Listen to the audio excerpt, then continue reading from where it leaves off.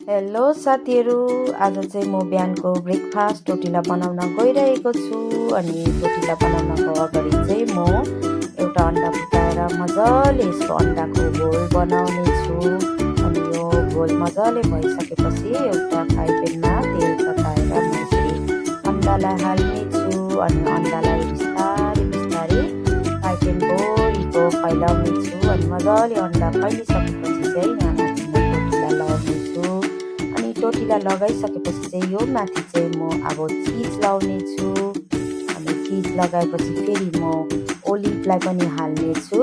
अनि तपाईँहरूको इच्छा भए चाहिँ यहाँ माथि प्याज, टमेटो, खोर्सानी, धनियाँ काटेर तपाईँहरूले यो माथि एड गर्न सक्नुहुनेछ। म चाहिँ एकदम सिम्पल चाराले बनाउँदैछु। अनि यसको आकार यस्तो हुन्छ। अनि अब चाहिँ मेरो टोटिला रेडी भयो खानको लागि। अनि खानुमा यो एकदमै मिठो हुन्छ। हेर्नुहोस् मेरो टोटिला, मेरो ब्रेकफास्ट रेडी भयो। तपाईहरु